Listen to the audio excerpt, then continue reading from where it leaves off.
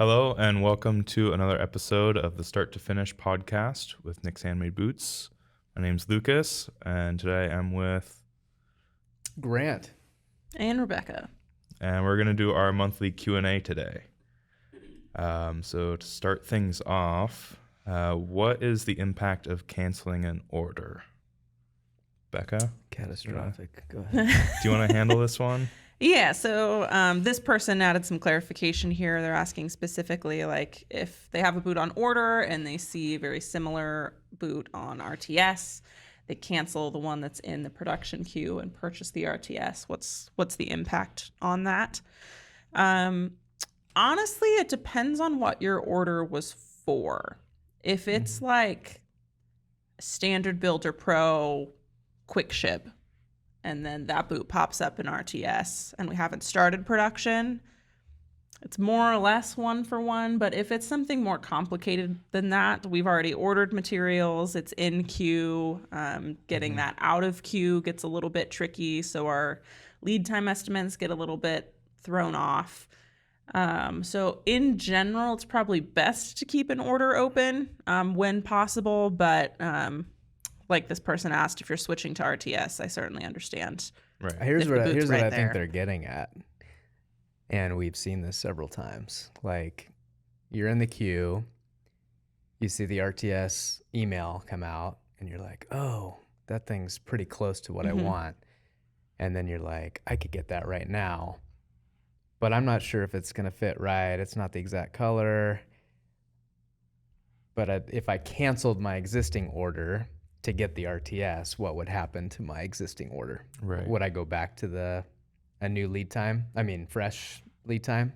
Gotcha. Yeah, I mean, if you cancel your order, Yeah. Right. you've lost your spot in line. Right. So you would just be, if you see a deal and you are tempted, you could buy the RTS.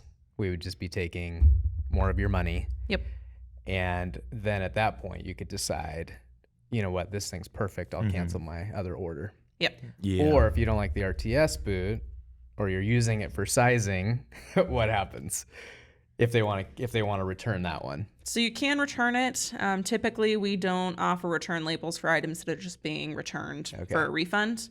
For size exchanges, we do. So there's a little bit of cost there as well. You'd have to pay to ship it back. Right. So Okay. Yeah. it's a little bit of a trade-off. I will say, to Grant's point, if you see an RTS boot and you have an open order, buy the RTS boot and then cancel your order. If you want the RTS, Yes. if you eventually Yeah. want to keep it, Yeah, because we've had a few customers who are like, you guys have an RTS boot. Can you cancel my open order, refund me, and then I'm going to buy the RTS boot. And by the time that refund processes, they're waiting for the money back, the RTS boot is sold. Right. And they've canceled their order and they're no longer in the queue. Right. And so what would be the best process for? And I get this. Yeah. We don't love these, but I get it. Yeah. Yeah. If I know it's a fairly long journey, waiting, we don't have the try-on process anymore. But I see that there's something dangling in front of me. Like, would we advise somebody, like, you know, if you're really uncertain about your size and you're nervous and you're 5 months out, would you advise somebody to buy that RTS boot, understanding that they're probably just going to buy it to try it? The tricky thing with RTS and just buying it to try it on is the more customers that do that, the worse shape that boot gets in. Right. Like, shipping back and forth is kind of hard on boots. And like, we're working on solutions for that in terms of packaging. But at the moment, like, our try-on stock, when we had it, looked way more used than it actually was, just from shipping damage. Yeah. So I guess it depends on how concerned you are about the person after you getting a boot that's in new condition. Yeah. I mean, we would rather say, you know, we understand you're concerned. Let's kind of walk through how you got to the sizing of your final pair. And, you know, we do believe sizing is easy here. You know, I'd rather convince somebody that, like, what you've done is correct. You don't need to worry about it. Yeah. Versus, but you could, it's a loophole in a sense.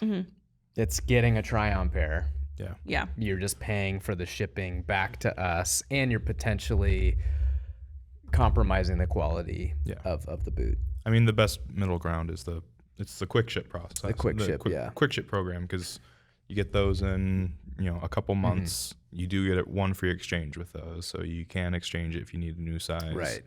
Then we put your boot on RTS. Right. And we did the math once. You could technically do that like 3 times before you would get your normal lead time boot if you really can't figure out the size. Right. But sizing is easy here. Sizing is, yeah. I was just going to say, I do think sometimes it gets a little bit overcomplicated. Yeah. People are like, no, I just need to try on these 3 sizes to figure out which one I want. Right. And then they get all 3 sizes and they still don't really know which one works best. Right. So a lot of times that comes down to a conversation about, well, yeah, like it's pretty minimal difference between these sizes. When they're new, they're all going to feel just like a slight bit different. Right. After you broke them in, they probably all feel more or less You're the not same. going to tell the difference. Yep. I mean, you can probably attest to this too. We both have a wide range of sizes. Yeah. And it's like, I can't tell the difference between my 11Fs and my 12Cs. I can't either. Now that they're all anymore. broken in. Yeah. These are my narrowest, smallest. And they feel just like my longest and widest. Yeah. after. I forget which ones I'm wearing unless I look down at my feet. Yeah. That's the beauty of the product we make. Yeah. Yeah. So next question. I'm tired of my crotch ripping. What Yikes. pants are the Knicks boots of workwear? I think this is all you, Grant. This is a great question, and let's talk about crotch ripping. Well, I mean, I will say. So here's the thing. I think I've Go heard ahead. you talking about your the crotch of your pants blowing out more than I've heard anyone else ever talk about this subject. So here's the deal. What is it? Is it that I'm short? Is it that I'm not wearing? I run into the same thing. Oh, okay. I So just we're in threw the away a crotch pair of ripping- Levi's Yes. because Okay. Well, there's I have never had that happen. Okay. So I'm a fairly active person. I mean, you guys know me. But I'm mostly in my office most days. I'm not like running in my jeans or doing anything. But I'm not talking Levi's. I'm talking really high-end denim. right. That 6 months in, I'm like, oh, that's a bummer. And then I'm just like, oh, that's a bigger bummer. And like, I don't know. Is it the way I move? I don't know. But I have like all my pants fail down there. So anyways, to get to the solution to that problem, I'm wearing them right now. I mean, I can model them. Huge shout out, unpaid plug for 1620 Workwear. I had this exact question because we've talked about, we've talked about my crotch ripping. And I was just like, there's got to be pants out there that you don't have to buy every 6 months. So I found 1620, and this specific, I have 3 pairs of these now, and I wear the shorts. You guys saw me in them yesterday. And this pair of pants, like, it's magic, okay? There's no like flex material in it, although they do sell kind of a stretchy material. Like I wore these for like a year straight, and they're bulletproof. And this is rolling around in the garage working on a lot of cars, and you just like, I didn't wash them very much. And so my answer is 1620 Workwear is the Knicks equivalent of a pant. And I have tried other ones that were like super worky, and I had similar results to my. So that's high praise. I'm not big in like the denim scene. Yeah. Levi's is as nice as it's ever gotten for me, Uh-huh. except for like a pair of rail car pants. But I have yet to find anything that. So I need to check out 1620. Yeah. 'Cause I've got the same problem. There you go. So I think it's a common problem. Maybe 1620 is the solution. Maybe it's men's pants. I don't know. Oh, it could be. Yeah. Let's move on to the next one. Anyway. I'm getting uncomfortable. Will the Riverfront ever have the brown 2060 sole that it initially launched with as an option again, rather than just the current black version? I think the brown complements the brown leathers better and would be a good option. So this was a bit of a blunder on our part. We meant to order the brown 2060 sole. I don't think the color was specified when we ordered it, so they sent us a bunch of black soles. Unfortunately, with Vibram, they have a minimum order quantity. So we're kind of stuck with what we've got, which was like a couple thousand, maybe. Do you know? No. Oh, okay, it wasn't that big. Yeah, no. Okay. A couple hundred. You have to buy in every size. I think it's 100 pair. Gotcha. Yeah. Okay. So there's a couple hundred. Okay. Yeah. So maybe in the future, but yeah, our bad. I will say that a classic case of an old swapperoo. Yeah. So hey guys, let's get the Photoshop tools out and let's see what we can do here. So Yeah. So maybe in the future we'll get the brown, but those had to be custom ordered, didn't they? yeah, I mean Vibram doesn't carry anything in stock. Yeah. So you're at the mercy of a pretty long lead time with them, large MOQs.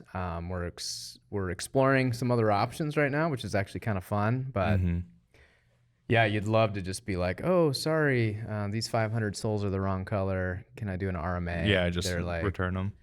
That's not how it works. Yeah. If only. Timeline on Munson Inspired 55 Last will be available on all Nick's Boots styles, 2024, 2025. Yeah, so I think can we go back to the previous question? Sure. Because Yeah. this is a good one. Like people know, we run out of leather, and there's and that we also run out of soles. Yeah. And if you want to carry 3 colors, just like leather, 3 colors of a sole, you're committing to right. sizes of every color. And so, I mean, we need to have a yard sale of small 2021 soles. You go back there and you're like, we're loaded, and it is size 6s and 8s, which would fit baby feet like mine. Yeah. Maybe, so it's an interesting thing, that we struggle with sometimes with the leather shortages, and then like doing the old swapperoo. Soles can fall into the same category. And in some ways they're a lot harder, because when you're out of a leather, like that's just universal. Anybody with that leather on order isn't getting into production.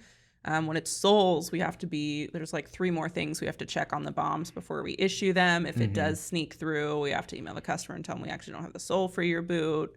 And like, well, somebody on Reddit just posted that theirs went through and they have the same sole. And you have to explain that, yes, it's the same sole, but the sizes are different. So it's just a little bit more nuanced and a little harder to. Yep.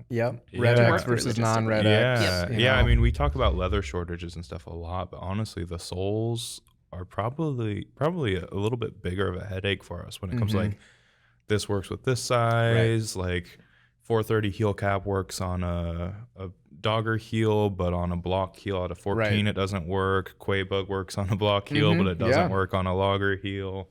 And it's a lot of trying to like fit the pieces of the puzzle together and make something work. Yep. And like with the MOQs, people ask constantly like, hey, are you guys gonna offer this sole? It'd be really cool if you did this sole. It's like, yeah, it's a great idea, but with the MOQs, it's like, find me 300 other people that would buy that sole, and then we can talk about it. Because otherwise, it's just gonna take up space in the back if we don't sell through it. Yeah, and we've utilized, some distributor sites now, which is great. Like we ran out of the Alpha X. We had some on order, but you can go to websites and you can buy 5 pairs, small batches, which is great for certain soles. But so, anyways, that's it's a hidden kind of complication with the business, all those options. So timeline on Munson Inspired Last, when it will be available on all Nick's Boot styles. This is another like instance of like fitting the puzzle pieces together. The main reason it's not available on all of our styles is because of the sizing. Currently, we do D to double E on the Munson just because that's what we have available. Once we have our full size range, I think you'd see kind of a drop down on the customizable boots, Thurman toe style, standard toe style. That way you can just specify which one you want, and then we can grab the right last. Whereas right now it would be, if you order a Robert, you'd have to pick the last, and then you'd have to know, I can't get this size, but I can get this size. So it's until we get the sizes, it'll be separated. But we're looking at that. We just got our first order of the Thurman lasts in, so we've got all of those. They're currently filling the shelves, and Yeah, I mean, this is another interesting conversation. Like, we've been living on 3 main lasts for many, many years, and you slowly accumulate the sizes. When you launch something new, you have to make a decision. Do you want to buy, 700 pairs, or do you want to go with the gut sizes and then explain to customers like, so yeah, I mean, the accumulation that we have, and I think it's fun to even look from like wood lasts to like yellowish plastic, the newer blue ones, and that's just an evolution of acquiring tooling over the years. And that's why when we launch boots, it's like we want to be able to say in these 3 lasts, because it's available to most people, because we have the sizing. So this is kind of our first in a while new last in decently comprehensive sizing. You find a handful of shapes back there. Hey, can you do the H&W in a number 2 toe? Yeah, we got it, but we did a special run for a special order, and if you're an 8 through a 10, we got you. But if you want it in any bigger size, it's not happening. So So I think, and lasts are not cheap. Yeah. And there's not very many people in the world making them. It's that same thing again where it's, we could have just did it and bought A to double F every single size. And then who knows, maybe we only sold 50 pair and we just spent thousands of dollars on these lasts that we're not using. So started small with the sizes we knew would sell and expand on that. And if the last manufacturers, I think, were a little bit more dynamic, we used to go to them and say, hey, special customer 15 4A. And when they were made here, no problem. We'll get that in. And I could tell customers, if you're gonna buy the last, but it's gonna be 4 or 5 weeks. And we did that all the time. Now it's not that easy. No. At all. Yeah, we had that one like 14 and a half, I think it was like a 3F or a 4F, waiting for months and months to get one set of lasts so we can build that guy his boots. And the communication isn't amazing. We got a few good questions here. So biggest challenges you face when designing a completely new boot pattern, like the blues, for example. Yeah, I'm learning a ton about this, which is fun. It is. I love it. But yeah, I think the biggest thing you have to consider is how are you making the boot? There's several ways to make a boot, from fully automated to semi-automated to fully handmade. And so, for example, if you're crimping the vamp, which means essentially preforming the vamp, your lasting tolerance is whatever. If you're hand lasting, like what we do, you're not able to pull the vamp maybe as tight on the instep. And so you have to calculate what your lasting tolerance is. And then you throw in the equation we just talked about. What does a vamp look like on a 15 4A versus a 15 5F? That can be tricky. So the challenges are the complexity of sizing. If we didn't have all these sizes for everybody, it would actually be decently easy. Yeah, I'm starting to understand why other companies don't bother with so many size options. It's so much easier from a patterning perspective. Right. So and then a pattern is a pattern, and how does it actually look? How does it feel? Yeah. So we generally go through several prototypes, and I would say the Chelsea was my first project of like start to finish. And I learned a lot from that, and I screwed up a lot, and I asked for a lot of apologies. But that was kind of an eye-opener to me. I thought, oh, it's just, it's a 6-inch boot with elastic, and we just encountered a lot of nuances that I've never faced, So anyways, yeah, that's the long and short. I mean, what are your thoughts? One thing I was thinking through recently is, and I'm sure this is a challenge that like any company who produces like anything digital or physical, there's quite a bit of difference between creating something like through the R&D phase, creating 5 or 6 models, prototypes, and then putting it into full production swing. Right.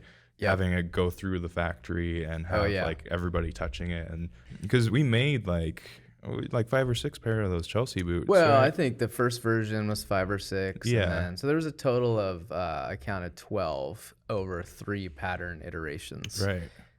But at some point, you just got to be, are we going or are we Right. Because Because you could just keep tweaking. And so. I feel like at a certain point, you just kind of have to embrace the fact that like, yeah, we're going to run into some problems once we put 50, 100 pairs in. Like, that's just kind of what it takes to really, figure out those last little things that need to be corrected. Yep. Yeah.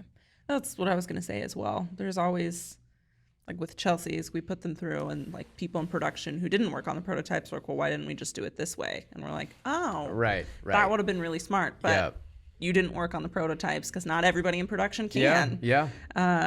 So. Which is It just another didn't great happen that way. conversation. Our prototyping resources are,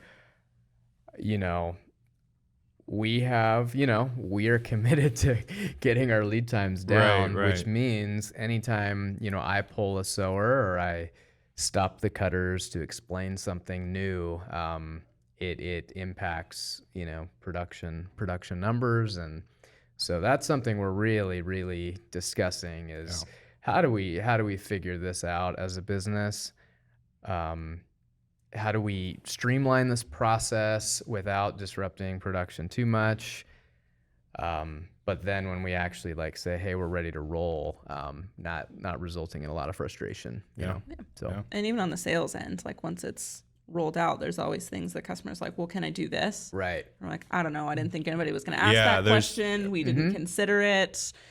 I don't know if we can because this is a new pattern. Yep. Yeah. It seems like no matter how much time we spend thinking about the options, there's always that call and someone turns and is like, hey, Lucas, can we do this? I'm like, I didn't even consider that. I guess, probably we have to try it. But Yeah.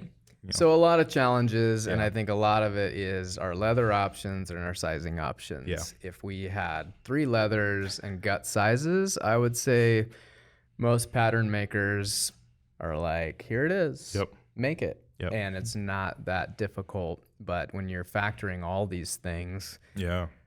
and I'm constantly asking people like your Chelsea. Yeah. Well, I was going to say, even like what heel counter size do you use? Right. Yep. Like near size, we could have gone bigger. I'm just always curious when they're actually worn, like, oh shoot, we could have maybe done that a little better, Guess Or they look great. Yeah. I love it when people are like, they look great and they feel great. Yeah. So the first Palouse, went to Emily. Mm-hmm.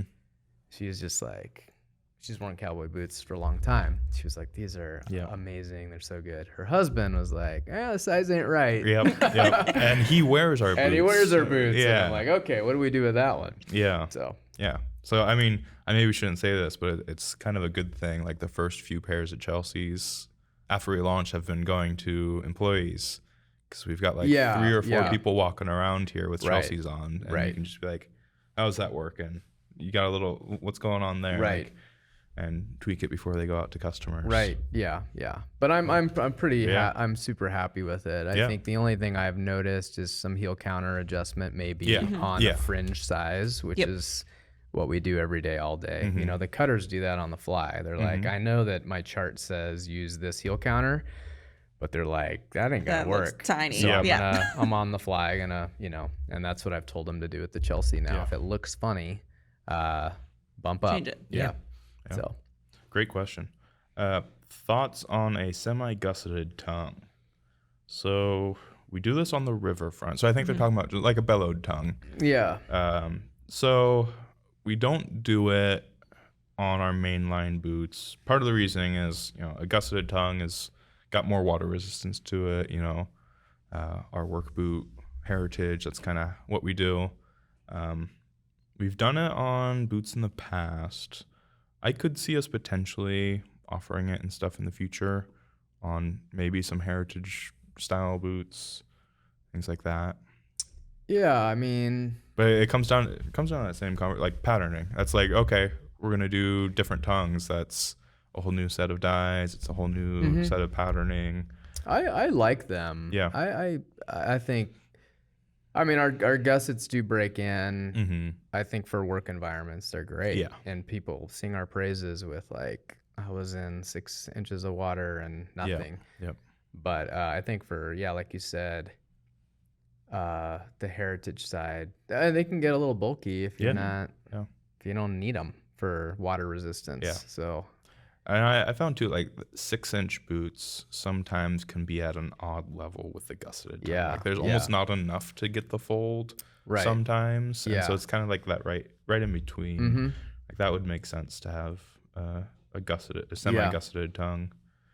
So it might be something we do in the future. I know we do it when there's issues like getting the boot on. Joey's really good at taking a gusseted tongue and cutting it and cleaning it up so it looks nice and even, and you can't even tell it was modified. Right. You know, if someone can't get the boot on, that's something we've done in the past. How do you take your gussets, Rebecca? Do you We've fold had this it conversation or tuck it? before. I don't love lace-up boots, so gussets are my favorite either. Yeah, that's why she's got the Chelseas. You have Yeah, I do have the elastic. You have Chelseas. elastic side gussets. I do, and I love them. Yeah.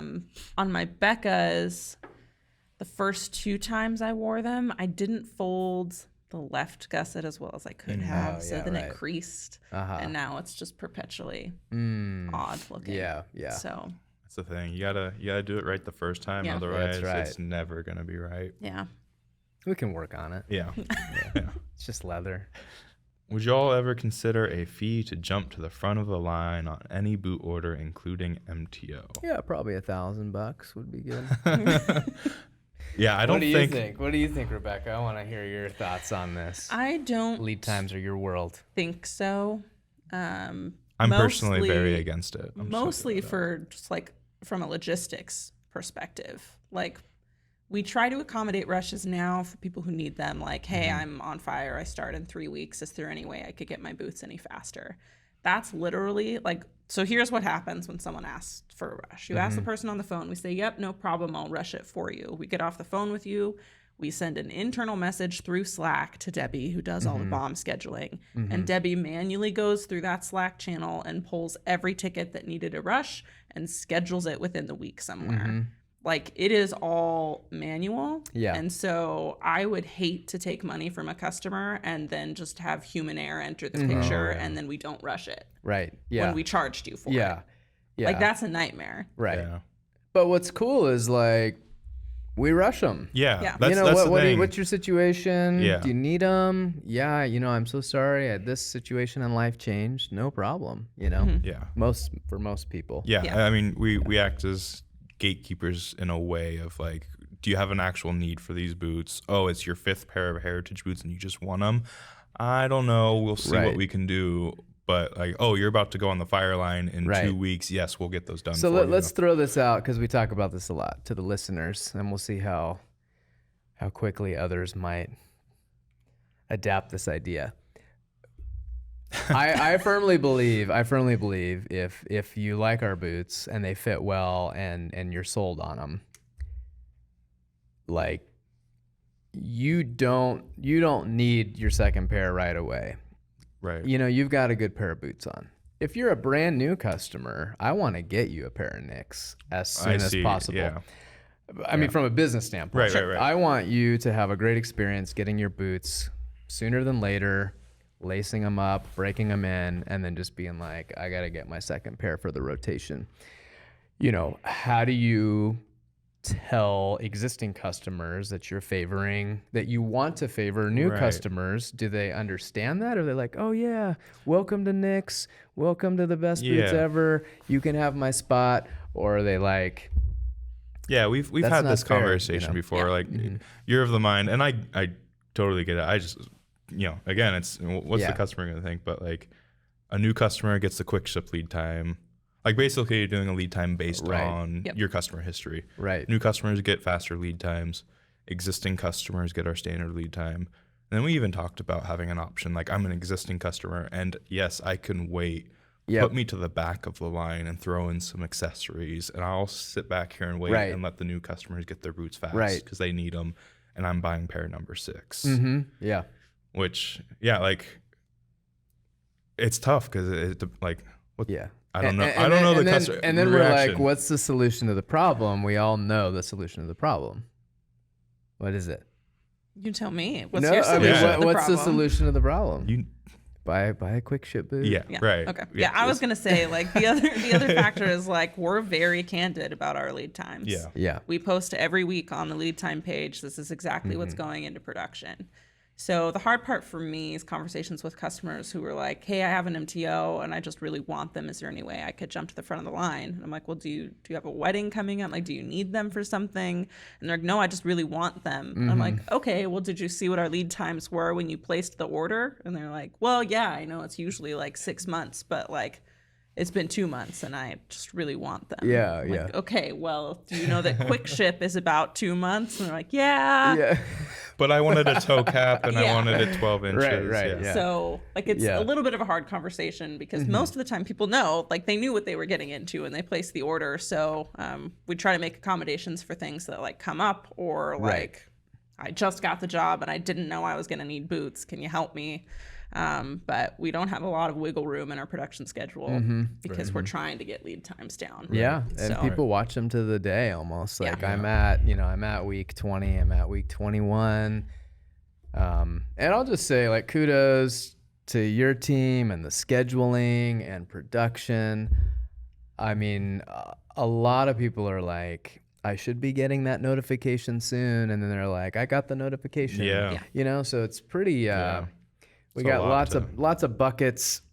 I mean, we could do a whole video on our organization, but I'm always pleasantly surprised at like, yeah, we nailed it. The worst ones are leathers that are Yeah. out of stock, but Yeah. For me, like the whole fee to jump the line thing, and this probably, like I should probably have a different opinion because I'm in the marketing department and like getting more money is kind of my goal. But Right. personally, I just don't love the idea of, yeah, you just paid $600 and you're going to wait 6 months unless you pay us another $100. Right.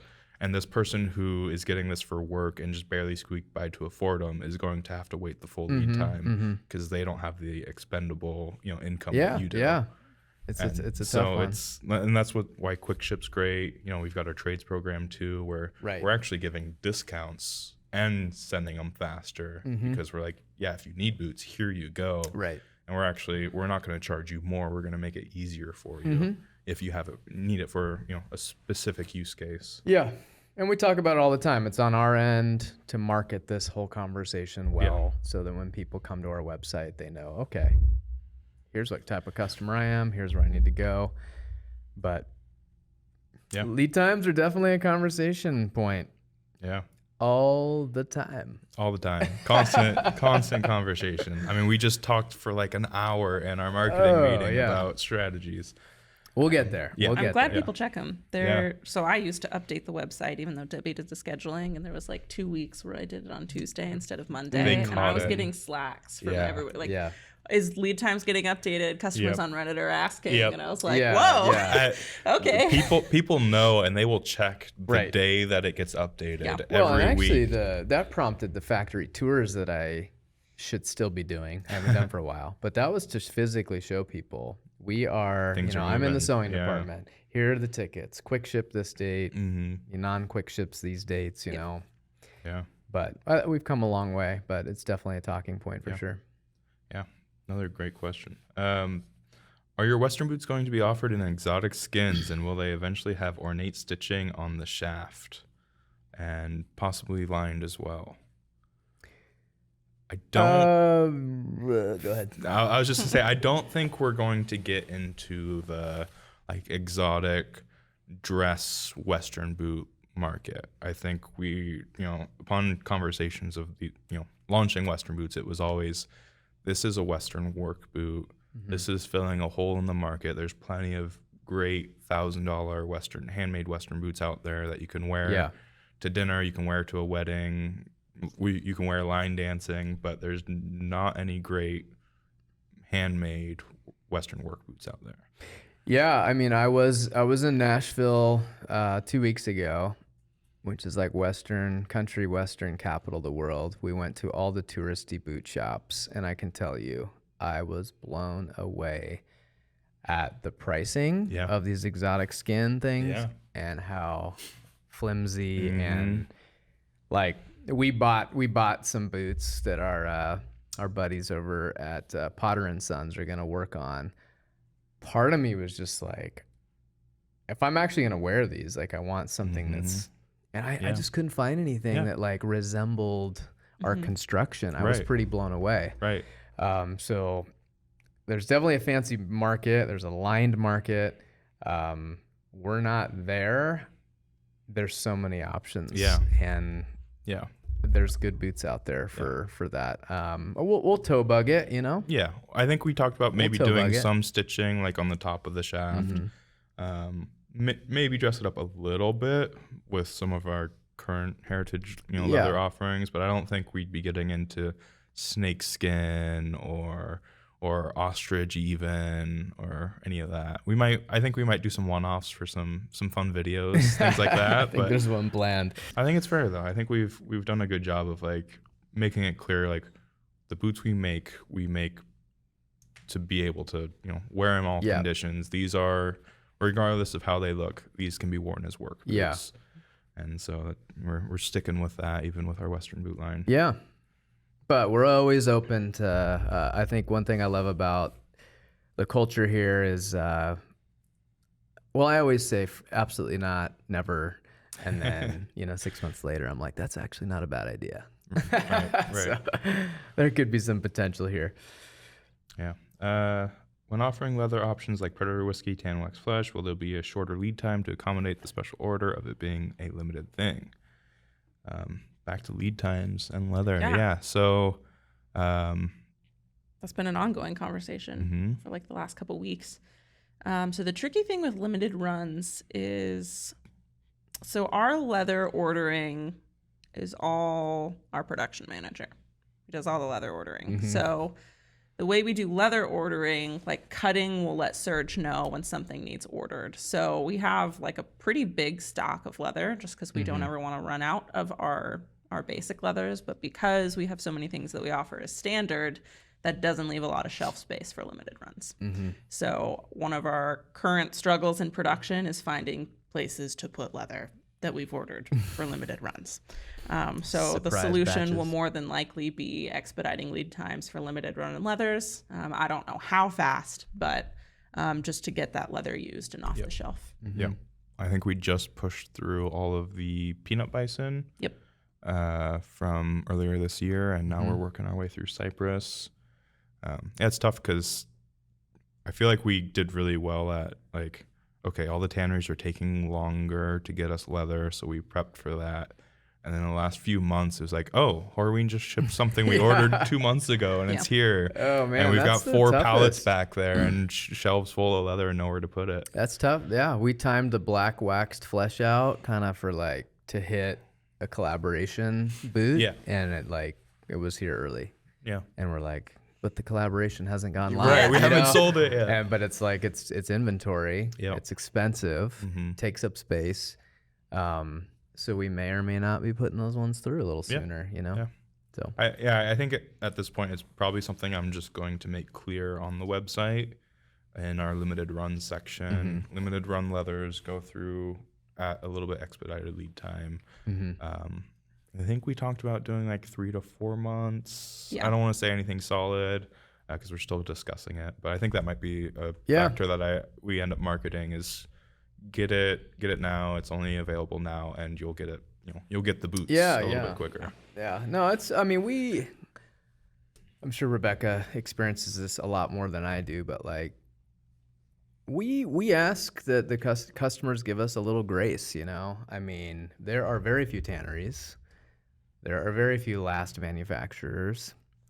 There are very few people doing boot patterning, and we do try our best to like get the stars to align, but it is an excuse. We are at the mercy of our suppliers. We're at the mercy of attendance. We have a super reliable production team, but you get 3 people out on a vacation together, and again, the production manager tried to make sure it all worked, but it just didn't. That can impact Yeah. that can impact the flow of material coming through here. Yeah. So it's, I mean, I've been in a lot of other manufacturing operations with way fewer options, and the expectation is just in time, streamlined. Where in this space, like it's tricky. Yeah. What Well, we're doing even, is tricky. like training people in production. When someone is Right. training, there's always the possibility that they will make a mistake on a boot that is not salvageable. Right. Which means we have to start it over, which means we've now used more leather than we planned on using. Right. Which on like, not that that's happening all the time, Yeah. but like even Yeah. if we account for like a couple of those mistakes, if another person makes a mistake, then we have to get Right. leather from somewhere. Yeah. Mm-hmm.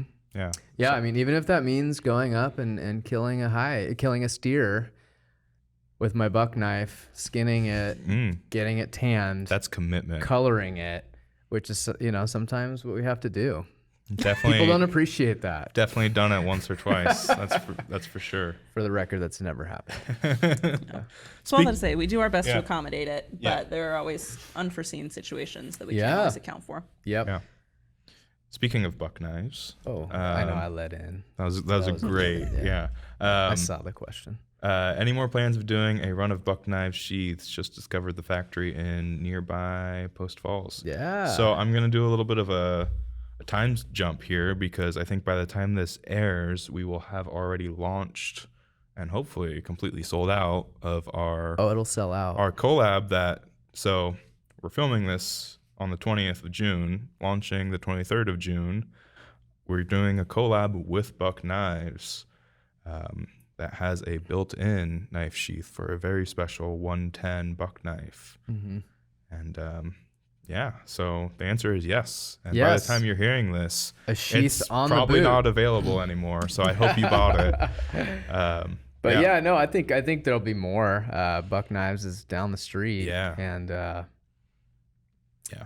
it's cool. Yeah, I just have a little bit of history with Buck Knives. So they were from Right. my hometown in La Mesa, California. Oh, I didn't know that. Yeah. That's And really cool. the Buck 110 that I have that's not on me was my dad's high school friend gave it to him for his high school graduation. Like that was Wow. the thing. There's Buck Knives everywhere Yeah. down there.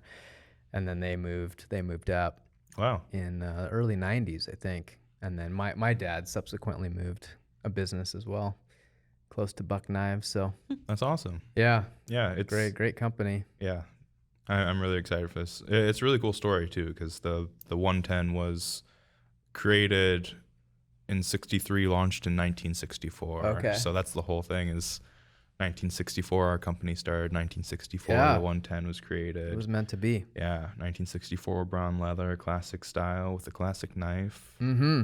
So I hope you got it. I hope I'm not telling you this too late. That's right. Whoever asked. But yeah.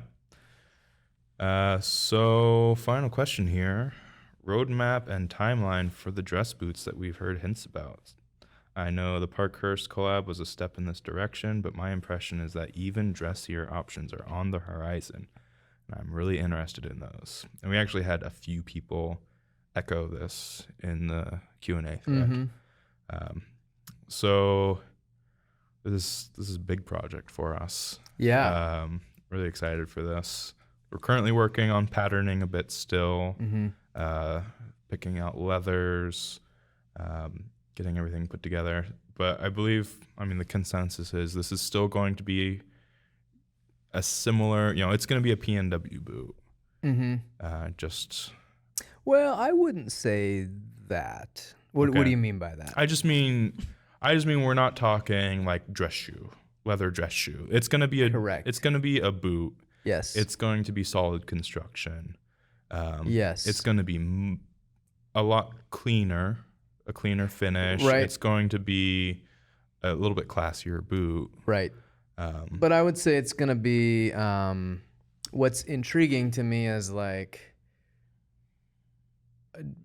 a work boot actually looked dressy, in the 20s and 30s, like a 20s and 30s boot catalog, like for work, you'd look at it now and be like, wow, that's like that's a dress boot. Right.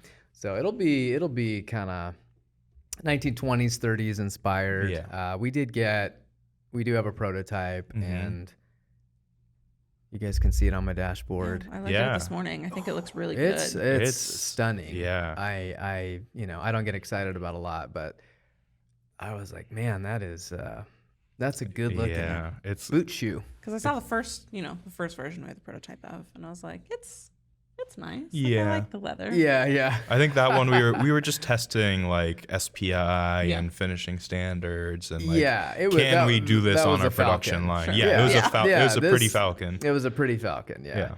Yeah, but the photos you sent this morning, they look really good. Yeah. We're just pissing people off at this point. I know. Oh my god, this is the most incredible thing. No, but yeah, it's gonna be a big deal. Just edit it, Kelsey. Yeah, just fix it in post.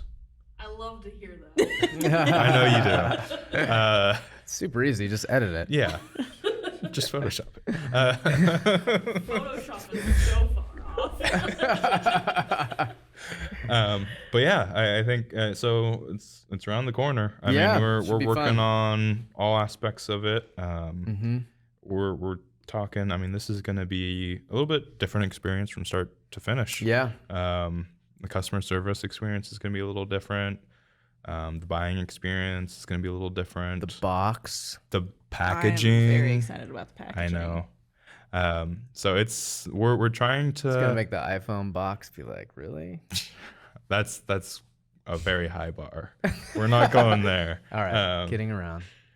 But it's gonna be kind of a big deal. Yeah. I will say I should prepare people, like, don't expect this to be a Nick's boots and fancier options. Like they're gonna be new. It's new. It's gonna be different. It's gonna be different in many different aspects. The buying experience, like I said, you probably won't have 15 drop downs to spec your boot out. I mean, that's part of wanting to make this a cleaner boot is, limiting the options a little bit so we can ensure we make this as nice as possible. Right.